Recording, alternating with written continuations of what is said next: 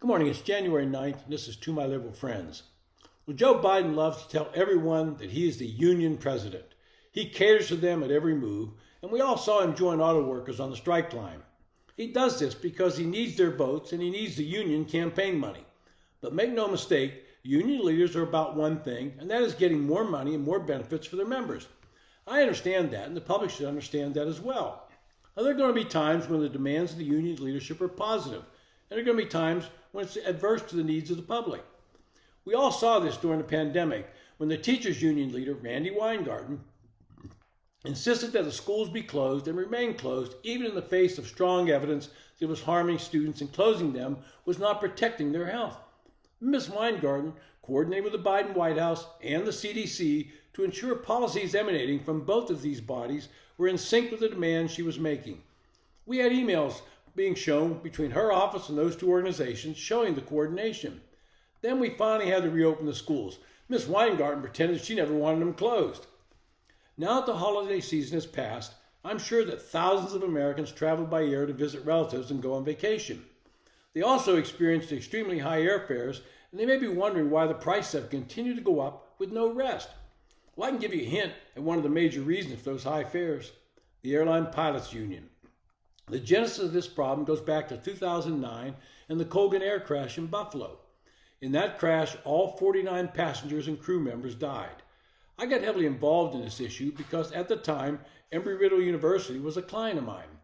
Embry-Riddle is one of the foremost aeronautical schools in the country, and students graduate not only a bachelor's degree, but the ability to become commercial airline pilots.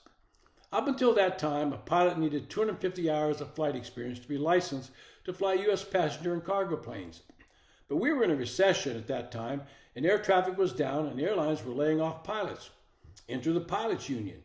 They used the Colgan Air crash as their vehicle to demand more hours to be certified, thus forcing airlines to hire back their union members before hiring younger pilots. They demanded that the number of hours required be increased to 1,500. That's right, it was a six-fold increase, and they couched it in terms of safety. But the 1,500-hour rule would not have prevented the crash. Pilot Marvin Renslaw had 3,379 hours of flight experience. Co-pilot Rebecca Lynn Shaw had over 2,200 hours, including 772 hours in the very type of plane that crashed in Buffalo. The National Traffic Safety Board conducted a thorough investigation, and what they found had no relation to the number of hours the pilot had. Incompetence, not lack of training, was the real problem with the Colgan Air crash. When a stall warning went off in the cockpit, Captain Renslow raised the plane's nose rather than lowering it, as pilots are trained to do. Renslow had failed 5 check ride proficiency tests conducted in cockpits or simulators. That's right, this was a veteran pilot who had failed some tests, but he was still flying because the union protected him. During the negotiations on that bill that raised the hours to 1,500, we were able to insert language that allowed the FAA administrator to credit young pilots from Embry-Riddle and other similar schools with flight training programs with an additional 500 hours. But it's still very expensive to gain those hours. The cost of the new training requirements are massive, and prospective pilots generally have to foot the bills themselves. The first 250 hours are supervised by a flight instructor and cost about $200 an hour.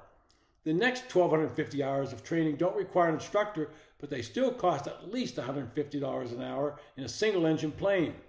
The total cost then for a single-engine training, not a jet, is about $237,000. The cost of training in a multi-engine aircraft is higher still. And there's no limit on how much someone can train in a week, but getting the required hours usually takes a couple of years. And all they're doing is flying around in circles. Prior to these new rules, the airlines would hire a young pilot, those with 250 hours, put them in the right seat, the co-pilot, and continue training them. It would be years before they were put in the left seat as the pilot. And airlines are reluctant to spend that money training someone because there's nothing stopping the pilot from leaving to take a job with a competitor. Oh, and I forget, the 2010 bill also had some other language that put a strict limit on the number of hours a commercial pilot can fly. During any year, that's 365 days, pilots cannot fly more than an average of 2.7 hours per day. Now think about that. If a pilot is based in New York and flies to LA, that's about 5 hours, and then back the next day, he's done for the week. And the bulk of those hours are done on autopilot on a transcontinental flight. There are some solutions to alleviating this shortage of pilots, but you can bet the Airline Pilots Association will be opposing them and lobbying Joe Biden, their champion, to prevent them.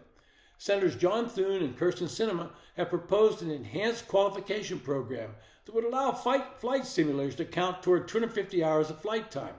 The program would involve classroom study and use of simulators. Not surprising, the Air Pilots Union has come out against it. And the program, because increasingly the number of new pilots mean lower wages for existing pilots. And these new rules were never about safety, despite what the union said. It was about increasing their pay and maintaining a shortage to ensure higher wages. So you, the consumer, those that have to fly either on business or pleasure, you've got to pay more. This has been To My Liberal Friends, and thank Joe Biden for those high airfares. Thanks for listening.